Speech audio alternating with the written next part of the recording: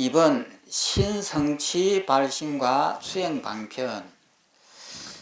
이것은 본격적으로 수행에 들어가기 전에 믿음을 어떻게 성취해야 되느냐 하는 그 대목이에요. 우선 그 진리에 대한 어떤 믿음이 있어야 되니까 그 전초 단계로 이 믿음을 어떻게 성취할 것인가, 이 대목입니다. 그러니까 이렇게 별로 그렇게 중요한 것은 아니죠. 읽어보면 그 다음 신성취발심은 어떤 마음을 일으키는가? 간략히 말하면 세 가지가 있다. 무엇이 그 세 가지인가? 첫째는 곧은 마음, 직심이니, 이 직자가 곧을 직자입니다. 직심이니 진여법을 바르게 생각하기 때문이다. 진여라고 하는 이 해탈을 내가 얻어야 되겠다라고 하는 이 마음을 우선 가져야 돼요. 그것이 이제 믿음을 성취하는 첫 번째 대목이다 이 말이에요. 그러니까 둘째는 깊은 마음이니 일체의 선행을 쌓기를 좋아하기 때문이다. 그러니까 좋은 일을 하고 보시를 하고 남한테 좋은 일을 이렇게 한다고 하는 이것이 이 도를 갖다가 얻게 되는 이제 기본이 된다 이 말입니다. 셋째는 큰 자비의 마음이니 일체 중생의 고통을 제거하고자 한다. 내가 도를 얻으면 남들을 전부 다 내가 말을 통해 가지고 그들을 해탈하게 해줘야 되겠다 하는 이러한 요소들이 있어야만이 된다. 이것이 이해하고 수행하는 그 단계의 전에 이런 마음가짐을 먼저 가져야 된다. 이 내용이에요. 그 밑에 있는 그 도표를 보면은 1번 직심, 진여법을 바르게 생각한다. 진여라고 하는 이것이 뭔지에 대해서 바르게 알아야 된다는 거예요. 그러니까 하나님을 믿으면 천국에 간다. 이렇게 되면은 천국에 가는 것이 목표니까 이 진여를 바르게 안다고 하는 건 하고는 차이가 나죠. 진여라고 하는 것은 해탈입니다. 모든 것으로부터 자유로운 이것을 진여인데 이것을 내가 얻어야 되겠다라고 하는 먼저 내가 가져야 된다는 거예요. 먼저 이런 마음을. 그 다음에 신심이니 선행을 쌓음을 좋아한다. 남을 도와주고 원래 나라고 하는 것은 허상이니까 이 모든 것을 남을 위해서 이렇게 일을 해주고 이렇게 하는 이것이 내 마음의 바탕이 돼야 된다. 그 다음에 비심, 자비심, 타 중생의 고통을 제거하기를 원한다. 내가 빨리 이 도를 깨달아 가지고 많은 사람들이 이 고통에 쌓여 있는 이 사람들을 내가 구제하겠다. 이런 마음을 먼저 가지는 것이 바른 길을 가는데 도움이 된다는 거예요. 그러니까 고통이라고 하는 것이 원래가 없는 것인데 이것을 있다라고 보는 것이 착각이에요. 그래서 이 모두의 고통이 별로 원래가 없는 것인데 왜 사람들은 이것에 빠져 있을까? 그런데 이것이 정말 우리 수행의 핵심이에요. 누가 이제 직장을 잃어버렸다. 직장을 이제 다니다가 직장을 이제 잃었다 이 말이에요. 그러니까 뭐 보험을 드는 것도 없고 그 직장에 오래 다니면은 그 타업 먹는 거 그것도 없고 그러니까 바로 이제 이러면은 내일을 어떻게 살까 하고 걱정을 한단 말이에요. 그러면 이 걱정이 내 마음을 가득 채운단 말이에요. 그러면 이때 이 걱정은 우리 불교에서는 허상이라고 배웠습니다. 그러면 허상이라고 하면 이 걱정할 필요가 없잖아요. 그런데 걱정을 하는 거예요. 가족은 무엇을 먹고 사나? 집은 어떻게 하고 하나? 애들은 어떻게 가르치나? 이런 것들. 그런데 그렇게 고민을 해도 1년 후에 보면은 살아있어요. 죽지 않는다고요. 이 지하철에 가고 구걸을 하든지 아니면은 공사판에 가고 하루에 3만 원씩 받든지 이렇게 해가지고 사는 거예요. 그런데 이렇게 해서 내가 살겠다라고 이렇게 마음을 먹으면은 이 두려움이 없어집니다. 없어지는데 이것을 내가 어떻게 하지? 아, 남들이 나를 어떻게 볼까? 하는 이런 마음들이 가득 차가지고 밤에 잠을 못 자고 고민을 하는 거예요. 그러면 그때에 여기에서 진여라고 하는 것은 뭐냐면은 일체가 허상이라고 하는 이 사실을 완벽하게 알아가지고 내가 지하철에 가고 구걸을 하는 이것에 대해서 자신감을 가져야 돼요. 편안함을 가지고 그런데 이 마음 먹기가 보통 힘든 일이 아니잖아요. 그러면은 결국은 나의 죽은 자의 마음이 되어야 된다는 거예요. 그래서 공의라고 하는 이 말의 뜻은 내가 어떤 역경에 처해서 있더라도 나는 그것을 극복할 수 있는 힘을 가진다. 이 뜻과 동일한 거예요. 그러니까 우리는 공이라 하면은 그냥 허상이다, 텅 비었다 이렇게 표현하는데 그것이 아니고 어떤 상황에 내가 처해 있더라도 나는 그것을 극복할 수 있는 힘이 있다. 이것이 공이에요. 그러면 이러한 힘을 가진 사람은 이 세상에 번뇌가 없죠. 그런데 우리가 번뇌를 일으키는 것은 직접 막다뜨리면 아무것도 아닌데 미리 걱정을 하고 미리 생각을 하니까 나를 괴롭히는 거예요. 그래서 이것을 아는 것이 직심이고 신심이고 비심이다 이런 내용입니다. 그 밑에 있는 설명을 보면은 믿음을 성취하는 신성지 발심의 마음이 어떤 마음이기에 그것이 중생으로 하여금 결정적으로 불도를 이루게 하는지를 세 가지로 정리한 것이다. 이에 대해 원효는 이렇게 설명한다. 이것은 원효 스님의 견해입니다.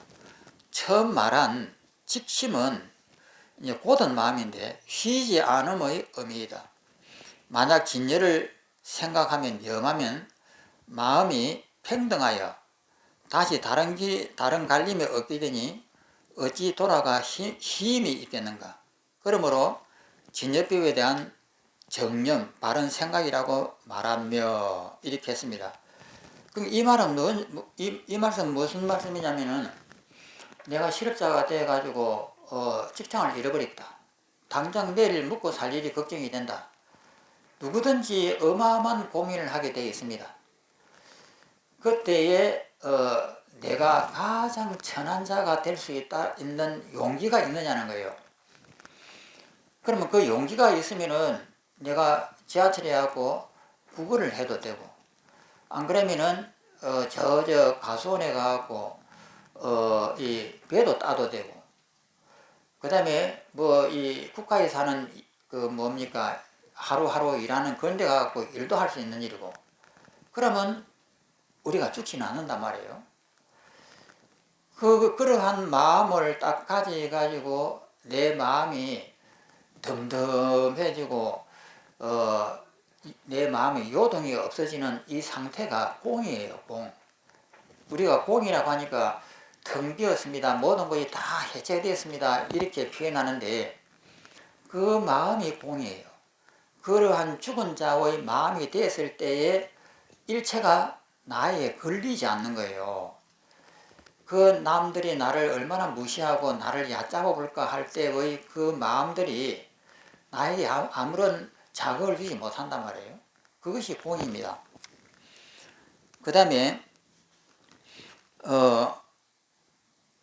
이것이 자리와 이타의 두 행을 근본이다. 그 다음에 이제 두 번째가 심심, 깊은 마음은 궁극의 근원의 의미이다. 만약 하나의 선이라도 구비되지 못하면 근원으로 돌아갈 근거가 없다. 근원으로 돌아감의 성취에는 반드시 만행이 구비되어야 한다. 그러므로 일체 선행 쌓기를 좋아함이라 말하며 이것이 자리행의 근본이다. 남을 위해서 봉사한다. 남을 위해서 따뜻한 마음을 가진다. 이런 것들이다. 그 다음에 이제 세 번째가 대비심인데, 대비심은 널리 제도함의 의미이다. 그러므로 중생의 고통을 제거하기를 원한다고 말하며 이것이 이타행의 근본이다 라고 이렇게 설명이 됐습니다. 그 다음 밑에 이제 원문에서 질문. 위에서 법계, 이 우주 법계는 하나의 상이고 부처의 본체에는 둘이 없다고 말하였는데, 이 법계는 이 허상이다 이 말이에요. 상이다 이 말이에요. 부처님의 체는 앞뒤 너 나 하는 그런 것이 없는 것이 본체에는 그 둘이 없다 이 말이에요. 없다고 말하는데 무슨 까닭에 오직 진여만 생각하는 것이 아니고 다시 모든 선행을 배우기를 구할 필요가 있는가, 이런 이제 의문이에요. 내 마음의 원래가 그 진여가 있다고 하면 뭐 때문에 이런 선행을 쌓고 이런 그 수행을 해야 될 필요가 뭐 있느냐, 내 안에 부처가 있으면은 그냥 그대로 완성되는 거 아닌가 하는 이런 질문이에요. 그래서 밑에 있는 설명을 보면은 불교에서 논하는 궁극의 법계, 부처님의 본체 내지는 법체에는 염과 정, 오염되고 깨끗한 염정이나 선과 악의 이분법을 넘어선 것이다. 그렇다면 불도를 행할 발심한 마음은 진예법을 바르게 생각하는 직심으로 충분해야 할 것 같은데, 여기에서는 왜 굳이 선행을 쌓는 심심, 깊은 마음을 요구하는 것인지 묻는다. 답이라. 비유하자면 큰 만이보배는 체성이 맑고 청정해도 광석의 더러운 때가 있어서 만약 누군가가 보배의 성품을 생각한다고 해도 방편을 써서 갖가지로 갈고 닦지 않으면 결국 청정함을 얻을 수가 없는 것 같다. 이와 같이 중생의 진여법도 체성은 공이고 청정해도 무량한 번뇌의 오염된 때가 있어서 만약 누군가 진여를 생각한다고 해도 방편을 써서 갖가지로 훈습하고 닦지 않으면 또한 청정함을 얻을 수가 없다. 그러니까 보석이 처음에 다이아몬드를 캐놓으면은 그것을 갈아가지고 보석을 만들어야 돈이 되는 것이지, 원석 그것은 아무것도 아니다 말이에요. 그와 마찬가지로 내 마음에 진여라고 하는 것이 있다고 해도 이것을 가려낼 수 있는, 닦아내는 방법을 모르면 발견을 못한다는 거예요.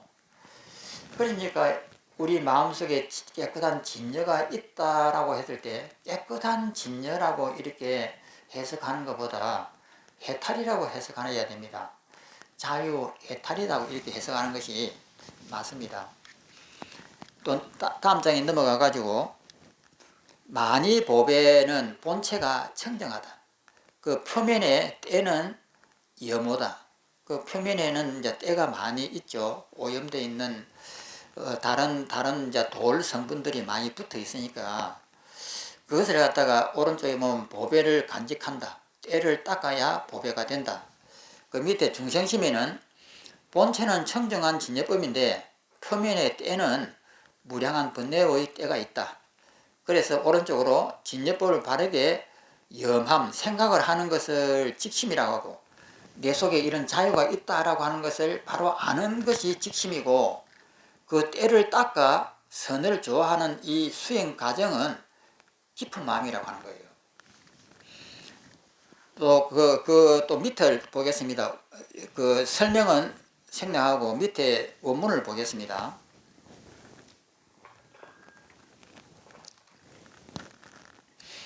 때가 이 더러운 미운 원망, 공포, 시기, 질투 뭐 이렇게 갖가지의 이런 더러운 때가 무량하여 일체법에 두루하기 때문에 일체의 선행을 닦음으로써 다스린다.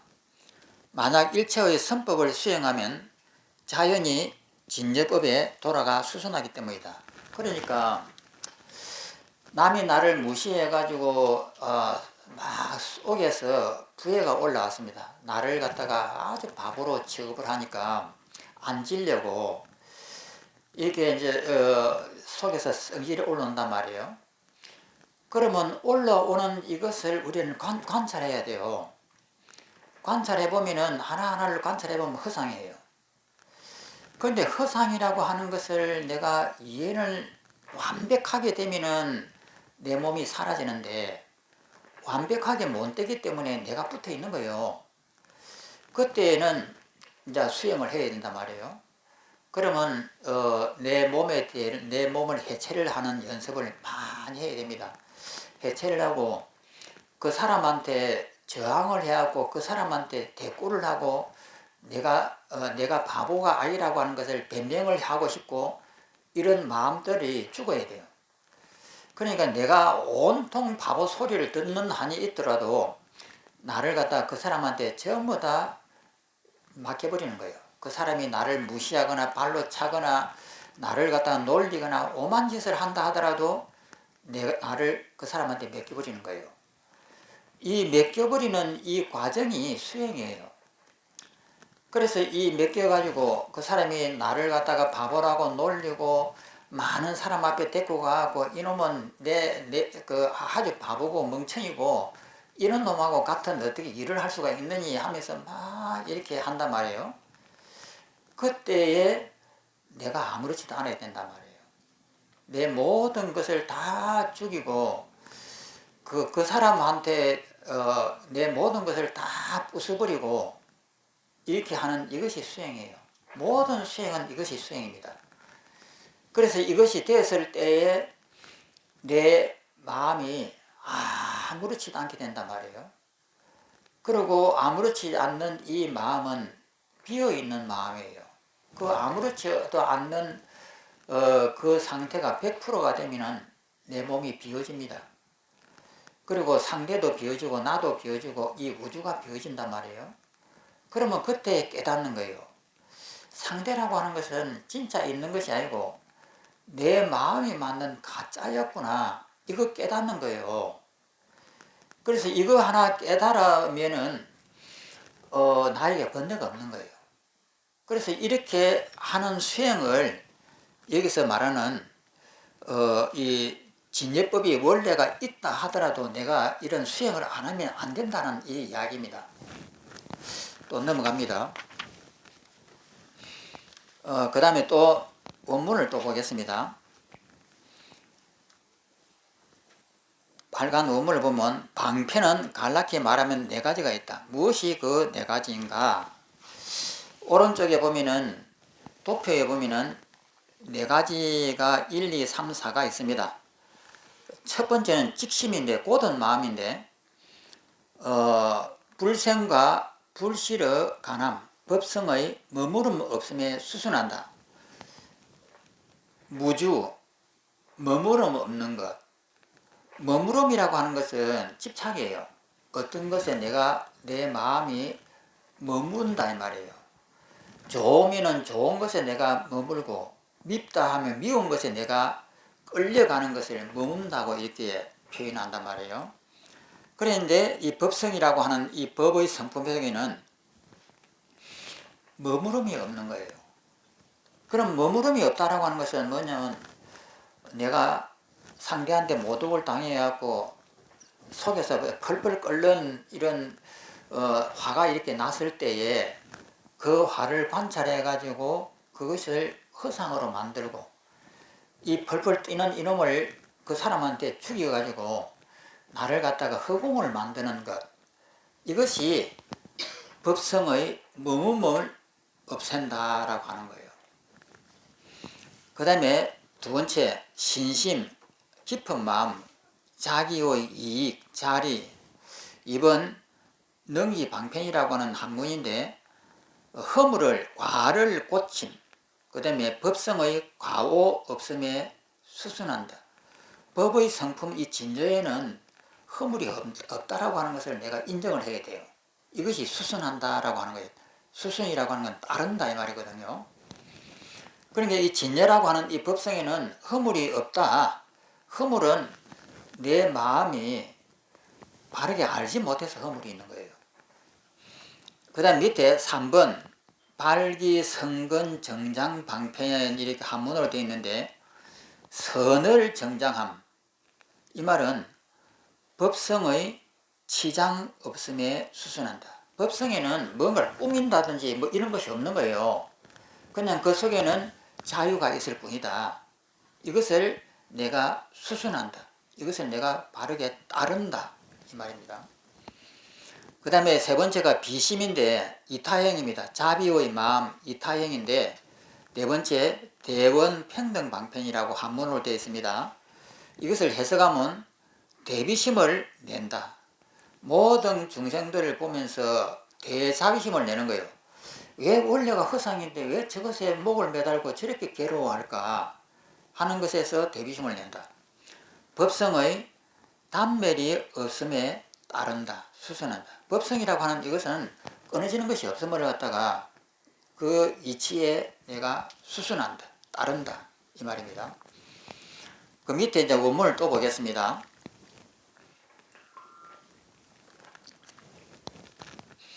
첫째는 행의 근본적 방편이니 일체 법이 자성이 생함이 없음을 관찰하여 무생이에요. 무생. 자성이라고 하는 이것은 뭔가 이렇게 발생하는 것이 없는 것이다 이 말이에요. 생자는 발생입니다. 발생함이 없음을 관찰하여 허망한 견해를 여여 생과 사에 머무르지 않고 이것이 이제 1번입니다.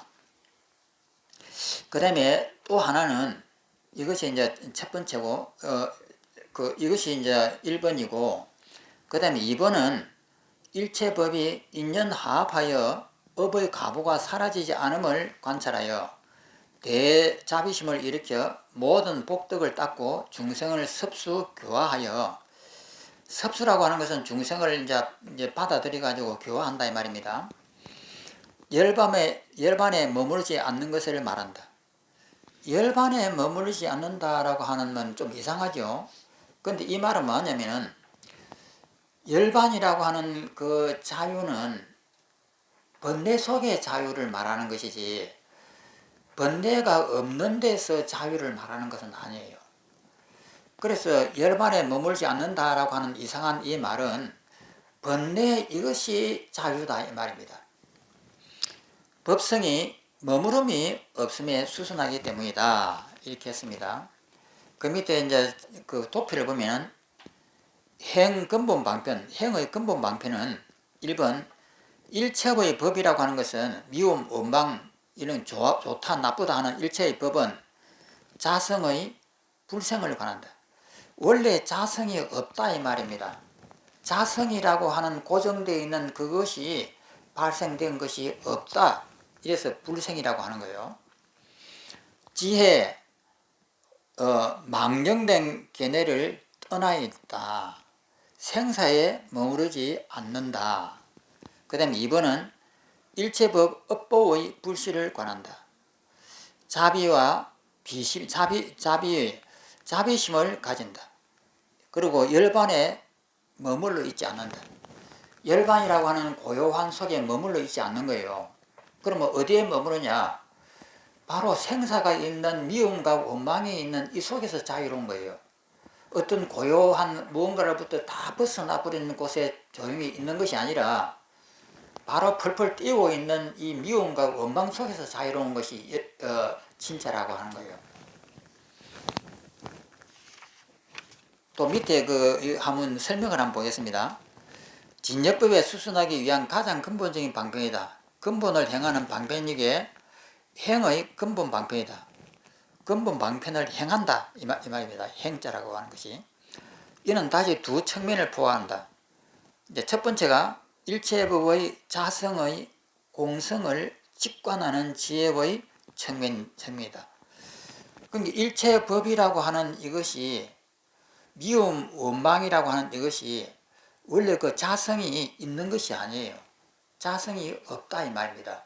그것을 자성이 공하다라고 이렇게 이야기하는 거예요. 원래가 다 허상이다. 자성의 공성이라 하면 너무 어렵게 표현이 됩니다만은 미움, 원망이 다 허상이다 이 뜻입니다.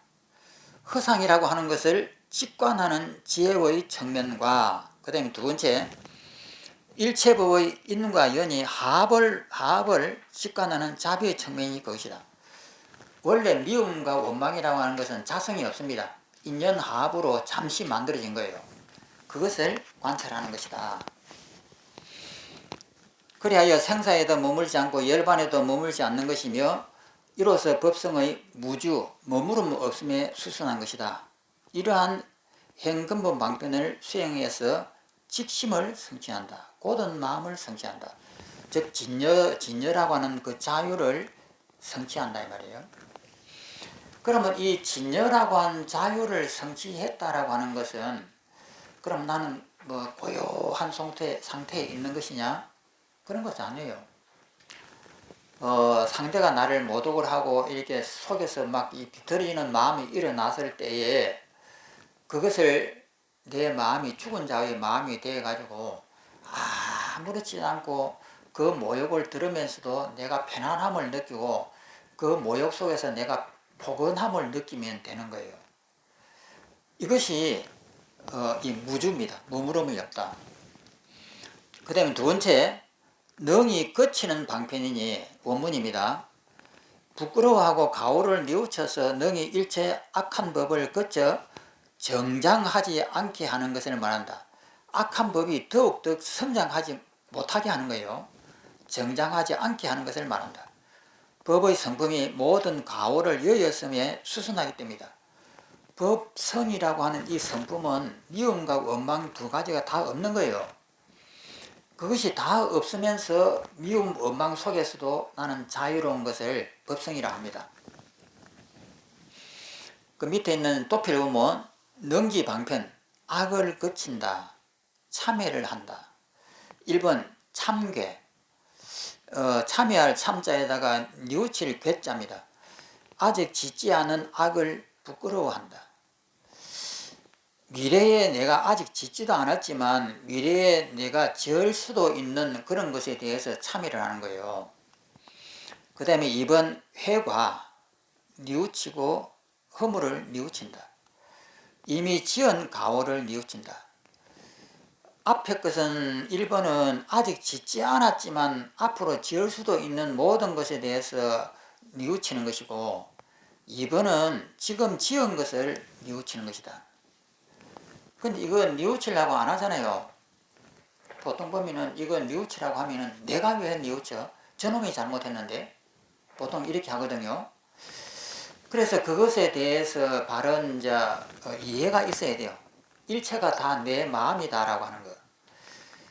그러니까 상대라고 하는 이것이 상대가 아니고 내 마음에 나타난 것이다. 내 마음이 저렇게 나타났다라고 하는 이 유식론의 핵심을 정확하게 알고 있어야 됩니다. 그래야 수행이 되는 거예요. 그 다음 밑에 있는 원문을 보면은 셋째는 성근을 일으켜, 성근이라고 하는 것은 좋은 뿌리입니다. 선한 뿌리를 일으켜 정장, 많이 이렇게 만들어내는 것을 정장이라고 하죠. 성근을 일으켜 정장하게 하는 방편이니 삼보에 부지런히 공양 예배하고 모든 부처를 찬탄하고 따라서 기뻐하며, 모든 부처를 찬탄하고 따라서 기뻐한다는 것은 뭐냐면 진리에 대한 기쁨이에요. 부처님에 대해서 부처님의 얼굴이 이뻐서 그냥 내가 좋아한다 이것이 아니고 부처님이 가르친 이 모든 것이 꿈이고 환이라고 하는 이 말씀에 내가 찬탄을 하고 기뻐하는 거예요. 부처를 찬탄하고 따라 기뻐하며 설법을 청하는 것을 말한다. 삼보를 사랑하고 공경하는 순후한 마음 때문에 믿음이 정령할 수 있고, 그래야 능히 무상도를 구하는 뜻을 세운다. 또 불법성의 힘에 의해 보호받기 때문에 능히 업장을 녹여 선근히 물러나지 않는다. 법성이 어리석음의 장애를 여였음에 수순하기 때문이다. 법성이라고 하는 것은 어리석음을 벗어난 거예요. 그럼 우리의 번뇌는 뭐냐면 어리석어서 생기는 겁니다. 그럼 어리석다는 것은 뭐냐면 바르게 사실을 볼 수 있는 힘이 없다는 거예요. 그래서 사실을 바르게만 볼 수 있으면 번뇌는 없는 거예요. 그래서 불교의 깨달음은 부처님의 믿는다든지 신앙이라든지 이런 것도 있지만 제일 중요한 것은 이 세상의 이치가 바른 것이 무엇인지를 정확하게 아는 거예요. 그러니까 이 앞에 있는 칠판이 있으면 이 칠판은 뭘까? 사각형일까? 혹은 흰색일까? 이렇게 있었을 때 이것은 내 마음이 만든 가짜다. 이렇게 아는 것이 이것이다 말이에요.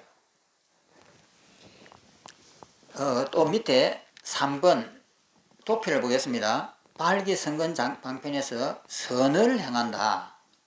1번 선을 쌓는 길, 공양하고 예배를 드리고 찬탄하고 수위 따라서 기뻐하고 권청한다. 부처님께서 법문을 안 하려고 하면 법문을 해 주십시오 하고 권청하는 것이다. 그래서 이것은 왜 권청을 하느냐? 많은 사람들이 이것을 깨우쳐 가지고 이 미련한 이 마음을 깨우치기 위해서 부처님 법을 설해 주십시오라고 이게 권청하는 거예요. 2번은 삼보를 애경한다. 애와 경이다. 사랑할 애와 공경할 경이다. 3번 삼보의 애경의 결과 3의 1은 믿음이 정장되고 무상도를 구한다. 지혜가 정장된다. 그 다음 밑에 3의 2는 불법성의 보호로 업장이 소멸하고 업장소멸이다. 불법성에 의해서 업장이 소멸한다는 것은 뭐냐면 내가 지혜가 높아니까 업장이 소멸하는 거예요. 그런데 옛날에는 보면 그것이 안 된단 말이에요. 그냥 미움, 원망이 당연한 것처럼 이렇게 생각하고 내 몸을 지키려고 하는 이 마음이 당연하다고 생각하고 이렇게 살아왔던 거예요. 그래서 그것을 바르게 깨우치는 것을 말한다. 그 밑에 네 번째 원문을 보겠습니다. 내체는 큰 원으로서 평등을 구하는 방편이니 이른바 미래가 다하도록 일체 중생을 남김없이 교화하고, 왜 이렇게 하느냐면 우리 이제 중생들은 미워하고 원망하고 공포를 떨고 시기 질투하고 하는데 그것이 허상인 줄 모르는 거예요. 그래서 일체 중생을 남김없이 교화한다고 하는 것은 그것이 허상이라고 하는 것을 일러주는 것을 말하는 거예요. 제도하여 모두를 결국은 무여열반에 들게 하고자 발언하는 것이다. 무여열반이라고 하는 것은 뭐냐면은 함이 없는 열반, 자유인데 함이 있는 것하고 함이 없는 것인데, 함이 있는 것은 미움과 원망이 있는 것이고 함이 없다라고 하는 것은 미움과 원망이 없는 것이에요. 또 법성이 단멸이 없음에 수순하기 때문이다. 법의 성품이라고 하는 이것이 끊어짐이 없는 거예요. 단멸이 없음에 수순하기 때문이다. 그 다음에 법의 성품은 광대하고 일체 중생에 두루하며 평등하고 둘이 없어 이것과 저것을 생각하지 않아 궁극에는 정멸이기 때문이다. 다 공하다 이 말이에요. 그리고 평등하다는 이 말은 원수와 내가 평등하다 이 말이에요. 그런데 우리는 원수를 보면서 내하고 하나라고는 생각을 절대 못하죠. 그런데 원수와 내가 하나라고 하는 이 마음이 되면은 원수가 없는 거죠. 또 넘어갑니다. 그게 다 했고 밑에 이제 3번을 또 보겠습니다. 큰 3번. 신성치 발심의 공덕이다. 그러니까 믿음을 성취하는 데에 이것을 갖다가 많이 활용을 했습니다. 그러니까 믿음이 없으면은 바르게 이렇게 불교에 들어와 가지고 수행을 할 수가 없는 거예요. 그래서 이 믿음을 이렇게 강조를 하는 겁니다.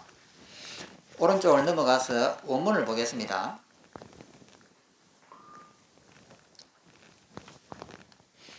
보살이 이 마음을 일으키기 때문에 부분적으로 법신을 볼 수가 있다. 이것이 이제 사향입니다. 사향이 있고 사지가 있는데 완전하게는 못 보지만 부분적으로 이것을 본다 이 말이에요. 법성을 볼 수가 있다. 법신을 보기 때문에 그 원력에 따라 8가지 방식으로 나타나 중생을 이익되게 할 수가 있다. 육바라밀인데 8정도입니다. 이른바 도설천으로부터 물러나서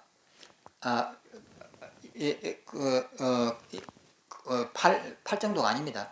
태에 들고 태에 머무르고 태 밖으로 나와 출가하여 성도하고 법륜을 굴리고 열반에 들어가는 것이다. 이것이 이제 8가지입니다. 그 밑에 있는 설명을 한번 보겠습니다. 도표는 지나치고 신석지 발심을 한 보살의 수승한 덕을 드러낸 부분이다. 여기서는 발심으로 인한 공덕을 둘로 구분한다. 신성지 발심을 행한 보살이 법신을 본다는 것은 자신의 본성을 보는 것이다. 그래서 여기서 본성이라고 하는 이것을 대승불교에서는 본성이라는 표현을 많이 쓰는데, 이것을 우리는 내 마음속에 있는 아타마이라고 여기지 말고 자유스러움, 모든 굴레에서 벗어난 자유라고 이렇게 보시면 좋습니다. 즉 견성에 해당한다. 자기의 본성을 본다, 즉 진리를 본다. 이것이 견성입니다. 견성하며 이것이 곧 자리의 공덕이다. 자기에게 이익되는 공덕이다. 견성을 했으니까 나한테 이익이 되죠. 또한 법신을 조금이라도 보게 되면 자신의 원력에 따라 중생을 이익되게 하는데, 이것이 곧 이타의 공덕이다. 남을 이롭게 한다. 내가 바르게 알고 있으면은 남이 어리석은 모습을 보이고 집착하는 그 모습을 보면서 당연하게 말을 해주게 되어 있습니다. 그거 허상이야. 그거 그렇게 괴로워하지 말어. 이렇게 해줄 수밖에 없는 거예요. 공덕이다. 서가모니가 그랬듯이 8가지 길을 거쳐 중생을 이익되게 했다. 서가모니가 이제 태어나가지고 열반에 들 때까지의 그 과정이죠. 그럼 누구든지 다 이 과정을 거칩니다.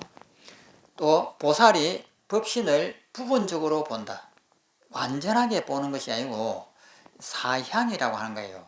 사향, 사지 이렇게 했을 때, 그것에 대해 원효 스님은 이렇게 설명한다. 부분적으로 본다는 것은 자리의 공덕을 밝힌 것이다. 십회 보살이 십신, 십회, 십신, 십행, 십회 이렇게 되죠. 보살이 인공의 입장에서 내가 공하다, 아공의 입장에 의거해서 법계를 보는 것으로 이는 상사견이다. 비슷한 깨달음이다. 그러므로 부분적으로라고 말한다. 그 다음에 상사각. 상사각은 불각에서 본각으로 나아가는 시각의 과정에서, 우리 기신론에 이거 앞에서 다루었습니다. 시각의 과정에서 삼현 위의 수행자가 갖는 깨달음이다. 쉽게 말하면은 사향의 과정이다 이 말이에요. 사향. 보살 10제에 이르야 그 다음 수분각을 갖게 되고, 수분이라고 하는 것은 분한에 따라서 깨우친다 이 말이거든요. 자기 수준에 따라서 깨닫는다. 수분각입니다. 갖게 되고 보살을 진지, 마지막 지에 이르러야 구경각이 가능하다. 마지막 끝이 가능하다. 수분각, 구경각으로 나아가기 위해서는 신성지 발심으로 그치지 않고 그 다음의 해와 행의 발심과 그 다음에 정 발심으로 나가야 한다. 했습니다. 그 다음 밑에 이제 원문을 한번 보겠습니다.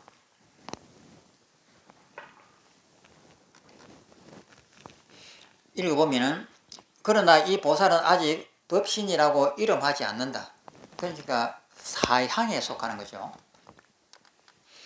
그 과거의 무량한 세월로부터 유루의 업을 아직 능히 끊지 못하여 그 태어난 바에 따라 미세한 고통과 상응하기 때문이다.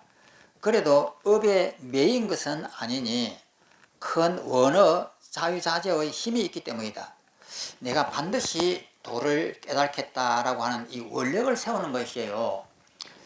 이 원력이 굉장히 중요합니다.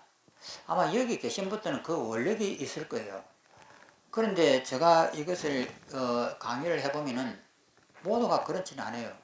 한 1% 정도 이런 그 깊은 이 마음을 가지더라고요. 큰 언어 자유자재의 힘이 있기 때문이다. 이랬으면 또 원문을 넘어갑니다. 다음 장에. 예컨대 경전에서 혹 물러나서 악취에 떨어지는 자가 있다고 말하는 것은 그가 실제로 물러나는 것이 아니라 다만 초학의 보살이, 이제 처음 배우는 보살이 아직 바른 지위에 들어가지 않았는데도 나태하다면 그를 더럽게 만들어 용맹정진하게 하고자 하기 때문이다. 그러니까 뭐 삼아성제비 걸린다든지 막 이렇게 사람을 갖다가 놀래게 하는 거죠. 너 그렇게 하다가는 삼아성제비 걸려 이렇게 하는 거예요. 또 넘어갑니다. 다음 장에 또 원문을 봅니다. 또 이 보살은 한 번 발심한 후에는 급약함을 멀리 여여 겁을 낸다 말이에요. 이성의 지위로 떨어지는 것을 끝내 두려워하지 않는다. 서로 무량무변의 아성지급 동안 부지런히 고난 행을 닦아야만 열반을 얻게 된다고 듣는다 해도 급약해지지 않는다. 너 그렇게 수행하다가는 삼아성집이 걸려도 부처되기 힘들어 이 말을 들어도 그게 끌려가지 않는다 이 말입니다. 일체법이 본래부터 그 자체 일반이라는 것을 믿어 알기 때문이다. 왜냐하면 그 아성집에 끌린다 해도 내 마음속에는 일체가 허상이라고 하는 걸 안단 말이에요. 이 허상이라고 하는 것을 내가 바르게만 잡으면은 이 금방 끝낼 수가 있어 하는 강한 확신이 있어야 되는 거예요. 그래서 불교는 보면 삼아성지가 걸린다라고 어마어마하게 겁을 줍니다. 그것은 게으른 사람들한테 그렇게 겁을 주는 거예요. 그런데 바른 길을 아는 사람은 아무리 주위에서 오랫동안 걸린다라고 해도 자기는 뚜렷하게 아는 거죠. 바로 이것을 내가 바로 실천만 하면은 이 자리에서 나는 끝날 수가 있다. 이걸 안다 이 말이에요. 그 다음 이제 옆으로 가서 또 다음 장에 2번 해행 발심입니다. 해자는 이해하는 것이고 행은 수행하는 실천하는 것이고 발심입니다. 해와 행의 발심. 읽어보면 이해하고 수행하는 발심은 더욱 수승한 것임을 마땅히 알아야 한다. 그러니까 신성지 발심보다도 더 뛰어난 이제 본격적으로 수행에 들어가고 바르게 이해에 들어간다 이 말입니다. 그 밑에 도표를 보면은 십신, 십주, 십행, 십행 하면 40가지죠. 십지 하면 50가지입니다. 여기서 등각묘각 하면은 52가지가 됩니다. 그래서 이제 그 밑에 보면 신성지 발심자는 십심과 십주 사이에요. 여기서 이제 발심을 하는데 발심이 잘 안 되면 다시 밑으로 미끄러져 버려요. 그래서 정정치가 돼야만이 계속 닦아가는데 부정치가 된다든지 하게 되면은 사정치라든지 부정치가 되면은 다시 미끄러질 수가 있다. 그 다음에 이제 해행 발심은 십행에서 십향 사이다. 아직까지 완전한 깨달음을 얻은 것은 아니에요. 발향이십니다. 이렇게 되어 있습니다. 그 밑에 있는 설명을 보면은 해행발심은 보살 52 중 10주 10행위의 수행을 통해 10향으로 나아가게 하는 발심으로 이때 바르는 심을 향심이라고 한다. 이 향이라고 하는 것은 내 모든 것을 남한테 다 향해버리는 거예요. 신성지 발심으로 처음 제1주인 정신지에 든 이후에 1아성지급에 걸쳐 해행 수행을 하고 나면 드디어 십향위로 나아가는 해행 발심이 일어난다. 그러므로 해행 발심이 신성지 발심보다 더욱 수성한 발심이라고 말한다. 그러니까 1아성지급은 이 우주가 한 번 부서지는 것이 1아성지급입니다. 어마어마한 세월이에요. 이것은 이제 우리 미련한 중생을 겁을 주기 위해서 이런 말을 하는 거예요. 그 다음에 또 읽어보면 신성지 발심을 통해 믿음이 성취되고 나면 불법에 대한 이해가 생겨나고 그러면 그 이해에 따라 수행을 하게 된다. 따라서 이 단계의 수행을 해와 행의 수행이라고 부른다. 이하에서는 어떠한 해와 행을 통해서 해행 발심이라고 이러는지 설명한다. 또 넘어갑니다.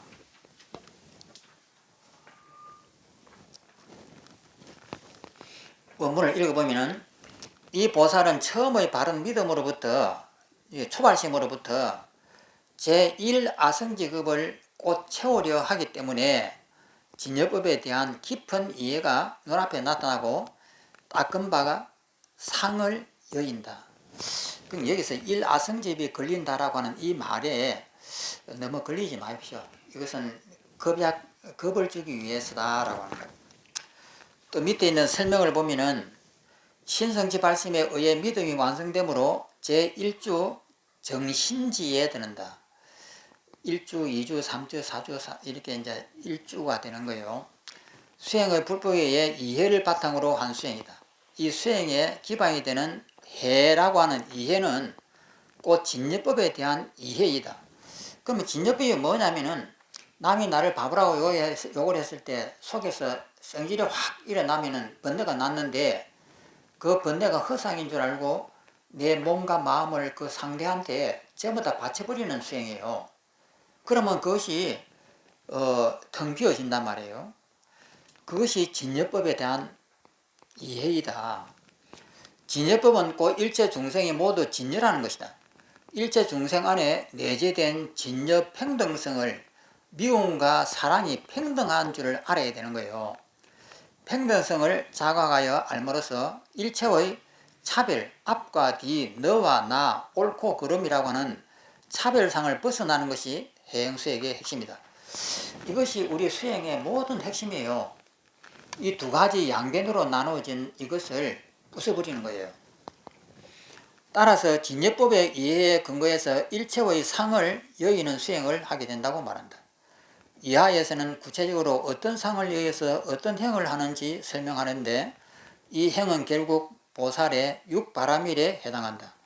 다시 말해 대승보살이 행하는 각각 바라밀 행이 법성에 대한 어떤 이해에 기반한 것인지를 밝히는 것이다. 또 밑에 원문을 보면은 1번 법성의 본체에 인색함과 탐냄이 없음을 알기 때문에 수순하여 단바라밀을 수행한다. 이건 보십니다. 법의 성질이라고 하는 법의 성질 속에는 인색함이 없다 이 말이에요. 아낀다, 내 것을 가지고 싶다, 이것이 공하다라고 하는 것을 아는 것이, 이것을 실천하는 것이 보시다 이 말입니다. 그래서 이제 남한테 많이 베풀어라, 내 목숨을 남한테 주어라, 뭐 이런 오만 가지의 수행법을 말하는 거죠. 그럼 그 수행법의 핵심은 뭐냐면 나를 놓아라 이 말입니다. 그 다음에 두 번째, 법의 성품에 오염이 없어 오역의 가오를 여의성을 알기 때문에 수순하여 시바라밀을 수행한다. 지계입니다. 계율이거든요. 남한테 욕을 하려고 하면은 그 욕을 멈춰야 되고, 남을 속이고 싶은 마음이 있으면 그 속임을 멈추고, 남한테 시기하는 마음이 일어나려고 하면 그것을 멈추고, 이것이 계율인데 이것이 엄청난 수행이에요. 그리고 내 마음속에서 시기가 일어나고 질투가 일어나고 하는 것이 우리 일상생활인데 그 생활 속에서 알아차림을 통해 가지고 내가 그런 마음을 내는 것을 보는 순간에 바로 나를 해체를 해야 되는 거예요. 그래서 시바라밀을 수행한다. 그 다음에 법성에 고통이 없어 성됨의 번뇌를 여의심을 알기 때문에 수순하여 찬제바라밀을 수행한다. 인욕을 행한다. 인욕하기 힘들죠. 집안에서 읽다 보면 서로가 이렇게 싸우게 되고, 그 아무리 인욕을 하려고 해도 그것이 잘 안 되는 거예요. 그래서 그 인욕이라고 하는 이것은 내가 큰 방편 수행을 곁들이지 않으면 안 됩니다. 그때마다 나를 갖다가 알아차림을 해갖고 나를 죽이고 나를 해체를 하고 나를 모독하는 그 사람한테 모든 것을 내를 버려버리고 이렇게 이렇게 한 분만 이렇게 딱 버려보는 순간에 텅 빕니다. 아무것도 아니구나 이렇게 되거든요. 그 텅 비어지는 이것을 이제 나를 버리면 저절로 비어져요. 그런데 나를 버리지 않은 상태에서 이것을 비움을 이제 얻으려고 하니까 이제 강제 수행을 하는 거예요. 내 몸을 해체를 하고 인도에서 보리탑을 갖다가 해체를 하고 막 이런 수행을 한단 말이에요. 그렇게 수행을 하다 보면은 결국은 근본적으로 나를 놓아버리게 돼요. 그래서 내가 어떤 방법으로 들어갈 것인지를 이렇게 지혜롭게 설정을 해야 돼요. 내가 자존심도 내려놓고 모든 것을 내려놓고 바보 멍청이가 되려고 할 것인지, 그래 해가지고 나를 낮은 단계로 이끌려고 하든지, 아니면은 일체가 다 내 마음이니까 미움이 일어나는 것을 보면서 나를 해체해버리고, 저 미운 사람이 보이면 저것은 내 마음이지 하고 해체해버리고, 이런 우리가 지성을 가지고 내 마음의 번뇌가 일어나는 것을 관찰을 통해 가지고 해체하는 방법이 있고, 그 다음에 이것을 강제로 해체하는 방법이에요. 내 몸이 있으면 이것을 그냥 해체를 해갖고 독수리한테 던져줘 버리고, 상대가 있으면 상대를 또 해체하고 독수리한테 던져줘 버리고, 이 수행을 계속 하다 보면 처음에는 이것이 안 됩니다. 해체가 잘 안 돼요. 해체가 잘 안 된다고 하는 것은 집착이 강하다 이 말이에요. 그러면 그것만 해체가 안 되느냐? 내가 바보가 멍청이가 되려고 이렇게 마음 먹는다고 해서 그게 됩니까? 바보 멍청이가 하면 돼 보려고 조금 시도하다가 아이고 뜨거워라 하고 그냥 그만둬버리죠. 그렇게 계속 하다가는 정말 내가 이제 온통 당하게 생겼단 말이에요. 그러니까 이 해체하는 수행을 하든지 내 마음을 해체하는 수행을 하든지 둘 중에 어떤 것을 하든지 간에 결국은 나를 놓아야 돼요. 나를 놓지 않으면 해체가 안 됩니다. 그리고 마음으로 지혜를 개발해 가지고 하려고 해도 지혜가 개발해도 내 몸이 말을 안 들어요. 그래서 이 두 가지는 내가 수행이 된 것만큼 이것이 따라옵니다. 그러니까 저 같은 경우는 어떻게 수행하냐면은, 어떤 마음이 일어나면은 미움이 일어난다. 누가 나한테 꼴보기 싫은 일을 했다. 미움이 탁 일어나는 순간에 일어나는 걸 보자마자 나는 그 사람한테 내 몸을 던져버려요. 그래갖고 그 사람이 제일 의기양장한 방법, 자존심이 팍 좋아갖고 나를 갖다가 밟아갖고 기분이 좋아지는 이 방법, 그래서 나를 그 사람한테 전부 다 던져버리는 거예요. 마지막에 내 목숨의 애착까지도 다 던져버려요. 그러면 그 순간에 그냥 텅 비어지는 거예요. 이 간단하거든요. 간단한데 이것이 수행이 자꾸 되니까 간단한 거예요. 그러면 처음에 여기 간단했느냐? 아니죠. 처음에는 안 부서져요. 그래서 해체하라고 하면은 내 몸은 그대로 가만히 있고 마음으로 해체를 한다고 해도 해체가 되지도 않고 이런 거예요. 그래서 지혜와 실천은 동일하게 간다라고 하는 거예요. 그 다음에 4번 법성의 신심. 신은 몸신이고 심은 마음심입니다. 몸과 마음, 신심의 상이 없어 게으름을 여있음을 알기 때문에 수순하여 비례야 바라미를 수행한다. 이제 정진입니다. 정진. 열심히 정진하는 것. 5번째, 법성이 항상 선정에 들어있어 그 본체에 산란함이 없음을 알기 때문에 수순하여 선바라미를 수행한다. 이 선정이라고 하는 것은 우리가 이제 하도 수행을 많이 한다든지 연불 수행을 많이 하면은 이 고요한 상태에 잘 들은단 말이에요. 그런데 이 그런 고요한 상태도 선정이지만은 우리한테 필요한 것은 뭐냐면 관찰할 수 있는 힘이에요. 그러니까 영상을 떠올리라 하면은 영상을 뚜렷하게 떠올려 가지고 떠올릴 수 있는 힘이 있어야 돼요. 그러면 그것은 하루아침에 안 됩니다. 자기를 많이 낮추고 내 마음의 번거로움을 계속 제거해 가면서 이래야만이 선정이 되는 거예요. 그러다 보면은 전번에 우리가 이제 8일 동안 했지만 이 선정이 약해 갖고 잘 많이 안 떠올라요. 그런데 이 선정이 어느 정도 이제 내가 발심을 하고 나를 채찍질을 하게 되면은 오로지 말을 하게도 떠올라요. 그냥 사망하게 떠오른단 말이에요.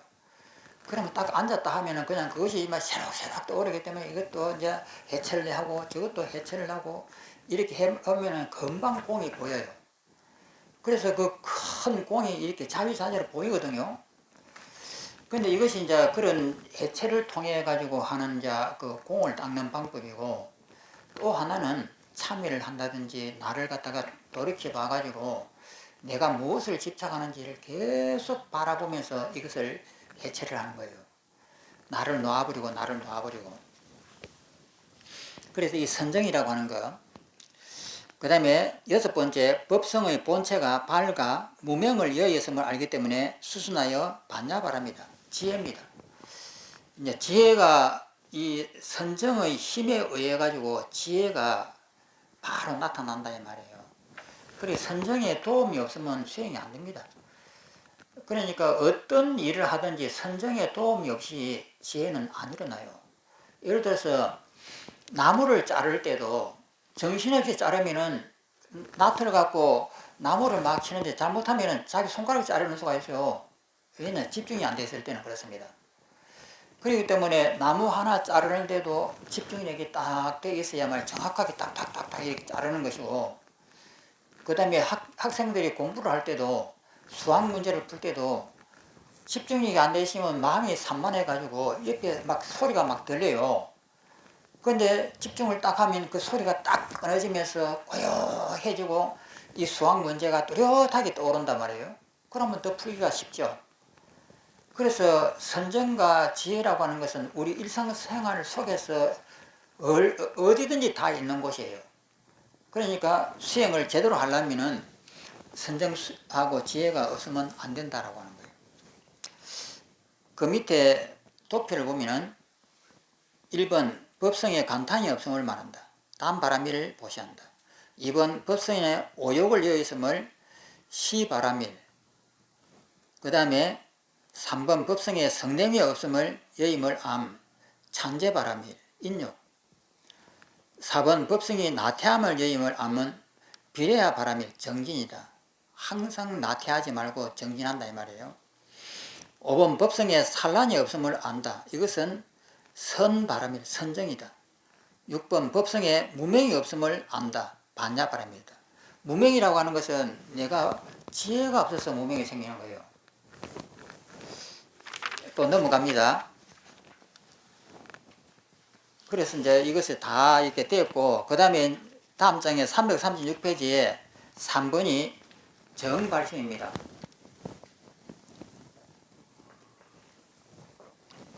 이 정발심은 깨달음이에요. 이 앞에 있는 것은 사향에 속하지만 여기서는 사지에 속하는 거예요. 1번 정발심의 지와 경계.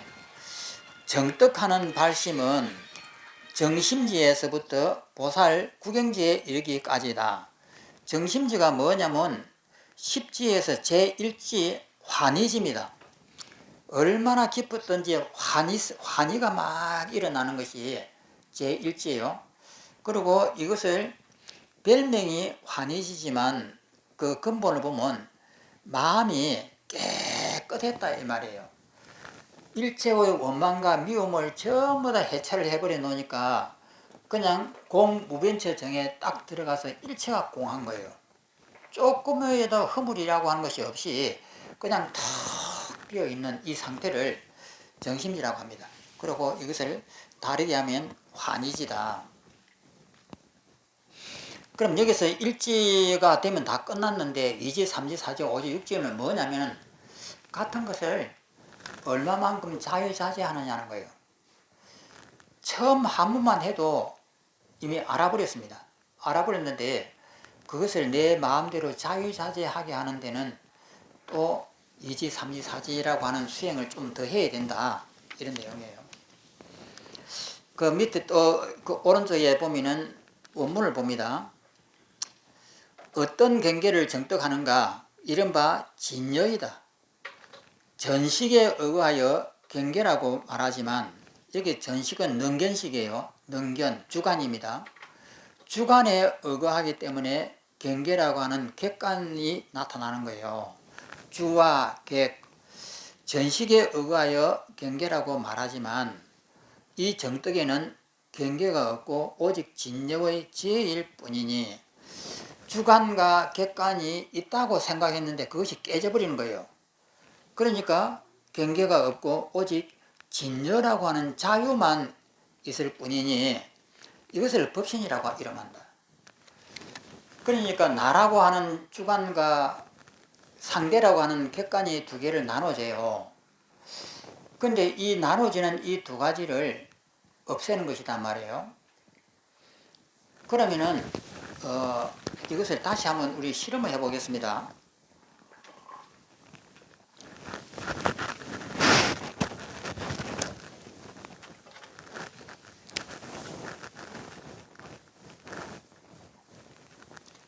이게 대탑이다 라고 하면은 내가 바라보는 눈이 여기서 위를 쳐다보고 있는 거예요.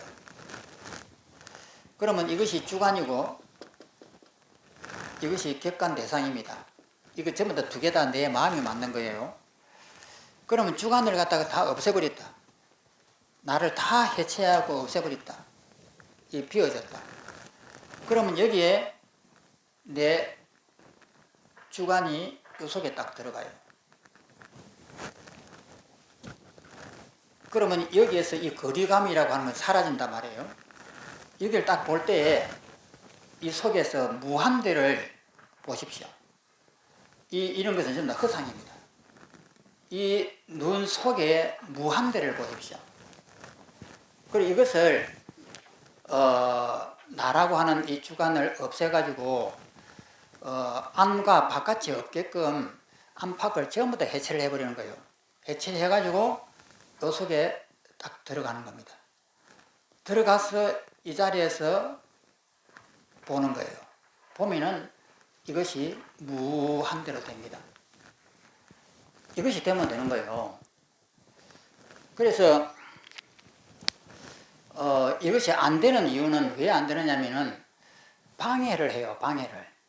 내가 알고 있는 나는 여기 있다라고 하는 이 관점이 나를 방해를 해요.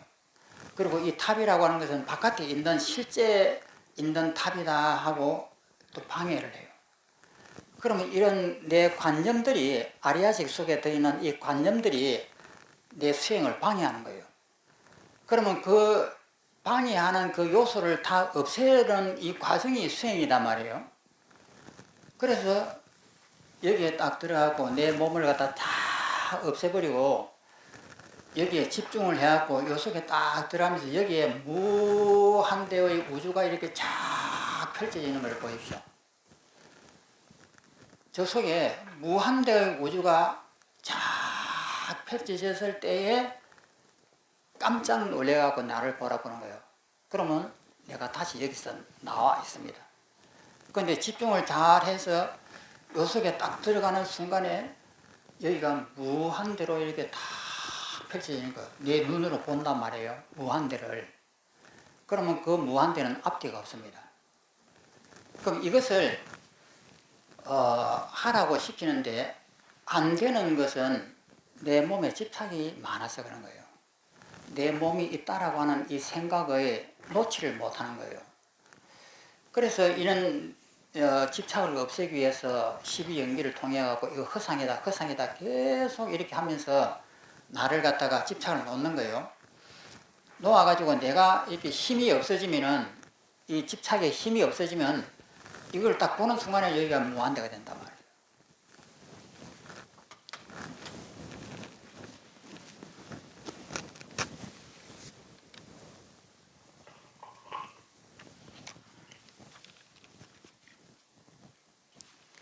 그 다음에 원문을 보면 어떤 경계를 정떡하는가? 이른바 진여이다. 진여라고 하는 것이 뭐냐면은 저 눈을 딱 볼 때에 저 눈 속에 딱 들어가는 거예요.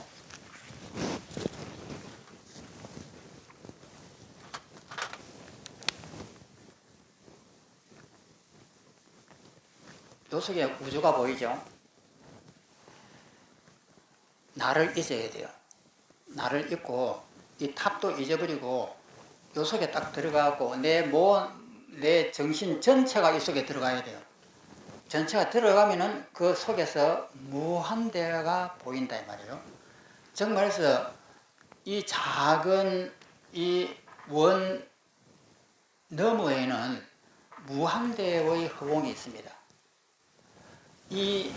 여기 있는 이 백지에는 우리의 세계가 있어요. 그런데 이 원 속에 들어가는 순간 이 원 이면에 뒤에는 무한대가 있는 거예요. 그래서 딱 들어가자마자 그냥 무한대의 저 찬란한 허공의 끝없는 것을 느끼는 거예요.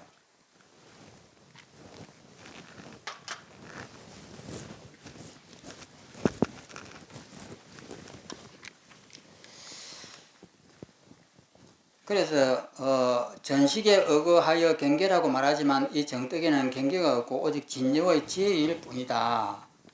그 밑에 있는 설명을 한번 읽어보겠습니다. 정떡의 경계는 진여다. 우리의 일반적인 인식은 주와 객, 능과 소, 근과 경계고 근은 주관이고 경계는 바깥 경치입니다. 경계의 이원적 분리에 의해서 성립한다. 5근이 5가지 근이 5경을 5가지 경치를 감각하고 어근이 육식입니다. 육식이 육경, 육식의 대상이 되는 육경을 사념하는 것이 인식이다. 이처럼 근과 경의 분리, 주관과 객관의 분리, 위에서의 인식 대상을 경계라고 한다. 내가 있으면 내 앞에 나타나는 것을 경계라고 한다 이 말입니다. 반면에 근과 경, 주와 객, 능과 소의 이원적 분별이 사라진 상태의 알을 우리는 식이 아닌 무분별 지혜라고 한다. 이거예요. 아리아식이라고 하는 분별이 아니라 분별 너머에 있는 무분별적인 지혜다. 일체가 다 부서져 버리고 해체되어 버린 거예요. 즉 지라고 부른다. 지혜라고 부른다. 불교적 수행은 이원적인 분별적 식을 무분별적 지혜로 전환시키는 전식덕지의 과정이다. 전식덕지로서 얻게 되는 경지가 바로 진여이고 열의 법칙이다. 그래서 저기에 들어가고 무한대를 딱 보는 순간에 우리한테 깨달음이 탁 옵니다. 그러면 조금 전까지만 해도 이 대탑이 있었는데 지금 사라져버린 거예요. 그때 아는 겁니다. 아, 이 대탑은 내 아리아식이 만든 가짜구나. 이걸 알아요. 근데 그것을 알고 나서 이것이 한번 들어가면 내가 없습니다. 그리고 나의 집착이 순간적이나마 확 놓여져 버려요. 그럼 그 상태에서 누가 나를 때려 죽인다 해도 반항할 이유가 전혀 없습니다. 왜냐하면 내 몸이 없거든요. 그래서 이제 그것이 이제 오래 가지는 않습니다만 사랑에 따라서 차이가 있겠지만 그 상태가 유지되는 한은 번뇌가 일체가 없습니다. 그리고 지혜가 생겨나는데 그 지혜에 의해 가지고 내 인식이 바뀌는 거예요. 죽음과 삶이 있다라고 했는데 없구나. 이걸 알아요. 그래서 이것을 아는 것을 지혜라고 한다. 그 밑에 것을 다 읽고 여기까지 끝내겠습니다. 전식덕지로서 진여를 정득한다는 것은 무엇을 의미하는가? 우리의 일반적인 이원적 식이 어떻게 무분별적 지혜로 전환될 수 있는가? 우리의 일반적 인식은 아리아식 자체가 무명에 의해 능과 소, 견과 상, 견은 주관이고 상은 대상입니다. 이원하여 능견상과 경계상을 형성함으로써 주관과 객관을 형성함으로써 성립한다. 그런데 견분이 상분을 보되 주관인 견분이 상분이라고 하는 이 둥근 저것을 보되 즉 능견상으로서 주관인 능계상으로서 경계상을 보되 그 안에서 둘 간의 차별상을 보지 않고 상 너머의 성을 보게 된다. 이 성이라고 하는 것은 하나다 이 말입니다. 보게 된다. 면 능과 소, 견과 상, 자와 타의 이원성을 넘어서게 된다. 즉 보여지는 경계상이 보는 능계상을 떠나 따로 존재하는 것이 아니다. 능견상에 의해 일어난 상이라는 것을 알면은 능, 소 분별, 자와 타 분별을 넘어서게 되는 것이다. 그것이 곧 경계상 안에서 진여를 보고 그럼으로써 자신 안에서 진여를 자각하는 것이다. 주와 격으로 분리된 능견상과 경계상 안에서 곧 보는 나와 보여진 대상 안에서 그 둘이 결국 하나라는 것을 아는 것이다. 이렇게 미움과 원망이라고 하는 그 대상이 눈에 뚜렷하게 있는데도 그것이 내 마음인 줄 알기 때문에 너와 나를 가리지 않는 거예요. 그 상태를 얻는 것을 깨달음이라고 합니다. 또 대상 안에서 나를 발견하고 거기 미운 그 사람 속에서 나의 이 고요함을 발견하는 거예요. 우리는 그것이 이제 정성은 안 되죠. 미움을 쳐다보면 분노가 막 일어납니다. 그런데 내가 나를 놓아버리면 미운 사람 안에서 고요한 편안함을 본다 이 말이에요. 대상, 미움이라고 하는 대상 안에서 나라고 하는 이 텅 비었음을 발견하고 내 안에서 대상을 발견하여 결국 그 둘이 평등한 하나라는 것을 아는 것이다. 이 두 개가 나, 너가 따로 있는 것이 아니고 이것이 내 아리아시에 맞는 가짜라고 하는 사실을 알기 때문에 그 미운 대상에 대해서 내가 편안함을 느끼는 거예요. 이 평등한 하나를 진여라고 이름한다. 진여는 평등한 하나를 아는 진여 지혜로서 존재한다. 이 진여의 지혜를 법신이라고 이름하는 것이다. 법의 몸이다 라고 이름한다. 예, 오늘은 여기까지입니다. 그래서 이 공부를